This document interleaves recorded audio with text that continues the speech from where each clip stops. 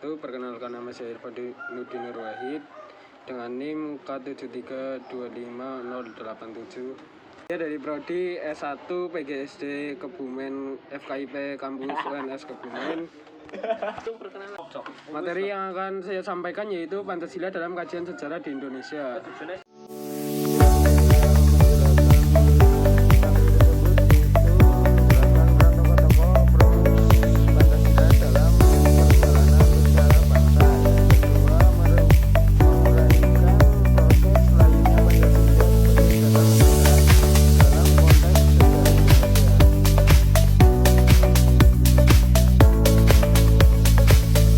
Yang pertama itu adalah pendahuluan. Sejarah sangat penting bagi kehidupan bangsa. Soekarno pernah mengatakan jangan sekali-kali meninggalkan sejarah.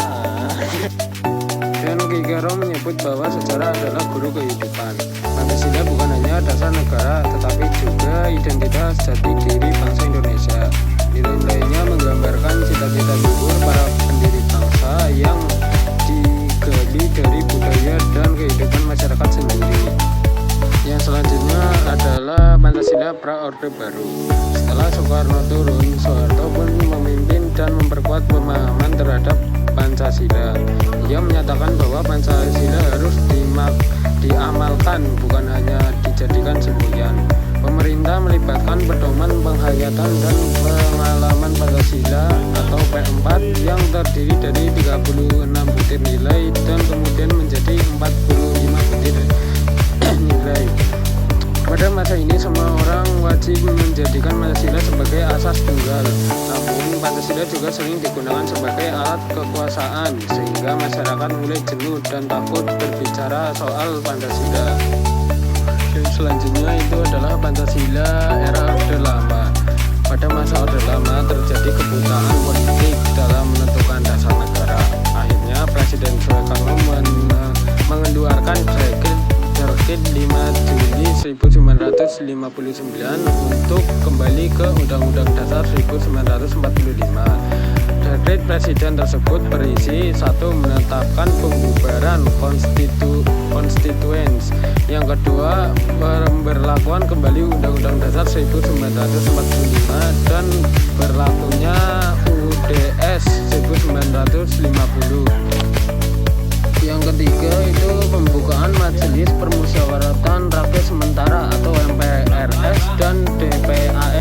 Selanjutnya Insinyur Soekarno menetapkan konsep monopoli atau SDK yang berisi nilai-nilai revolusi dan menjadikan Pancasila sebagai dasar ideologi negara. Namun ketegangan politik antara kubu komunis dan anti komunis membuat keadaan tidak stabil dan melemahkan pemerintahan Soekarno.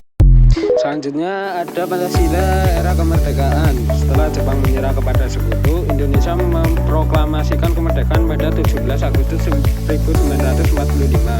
Keesokan harinya, Undang-Undang Dasar 1945 disahkan dan Pancasila ditetapkan sebagai dasar negara. Perdebatan tentang arti Pancasila terus berlanjut.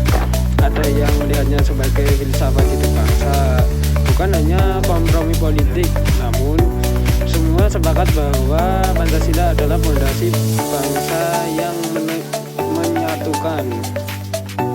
Yang selanjutnya itu ada Sumpah Pemuda dan Piagam Jakarta. Sumpah Pemuda 28 Oktober 1928 menjadi bukti pentingnya persatuan bangsa. Pada 22 Juli 1945, Piagam Jakarta dirumuskan sebagai hasil kompromi antara kelompok nasionalis dan agamis. Awalnya sila pertama menyebut syariat Islam, tetapi kemudian dirubah menjadi ketuhanan yang Maha Esa demi menjaga persatuan nasional.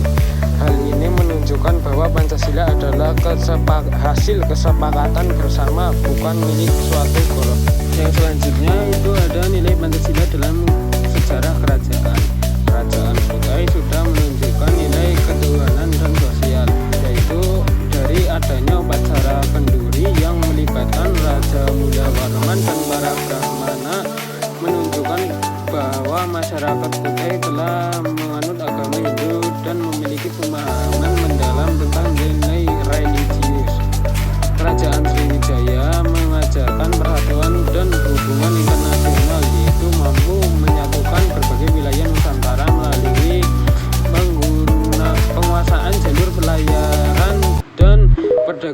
yang strategis, serta membangun hubungan diplomatik, ekonomi, dan keagamaan yang saling menguntungkan dengan berbagai negara di luar Nusantara seperti India, Arab, Tiongkok, dan lainnya. Yang selanjutnya itu ada Kerajaan Majapahit.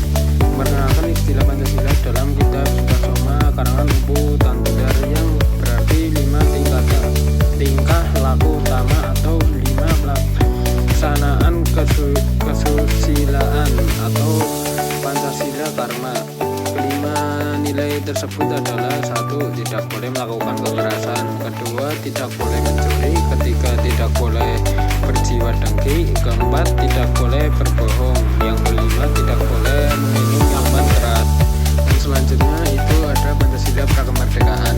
Pada sidang pertama PPU PKI tanggal 29 Mei sampai 1 Juni 1945, Dr. Rajiman meminta para tokoh bangsa untuk merumuskan dasar negara Indonesia.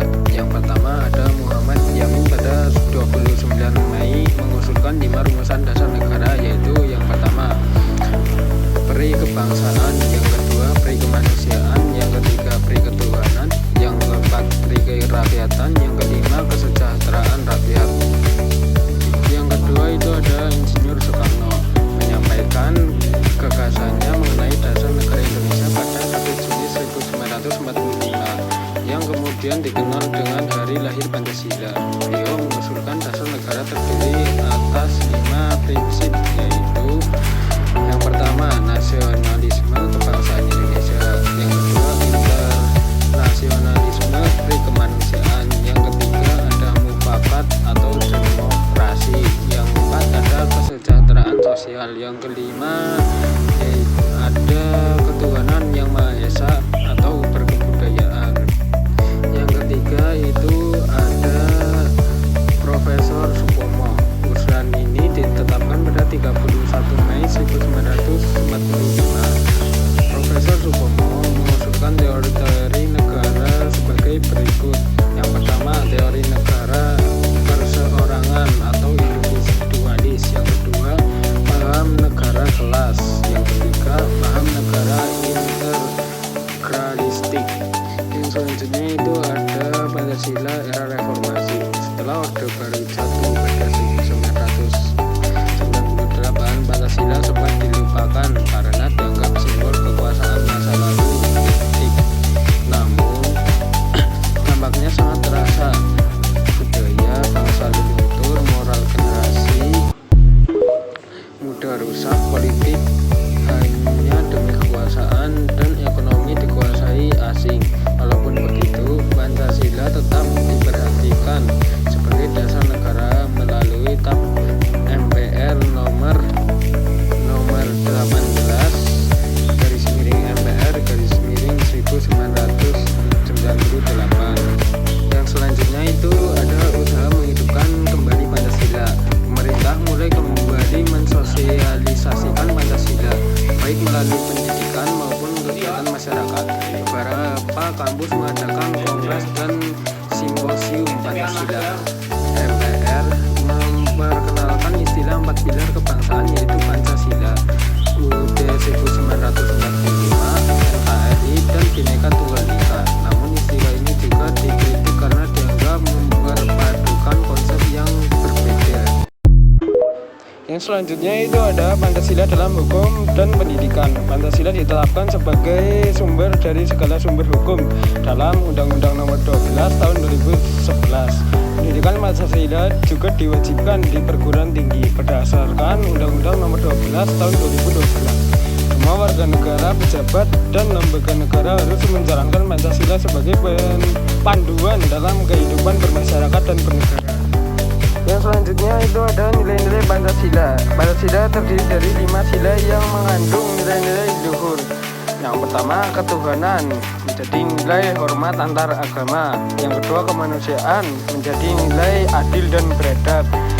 Yang ketiga, persatuan menjadi nilai cinta tanah air.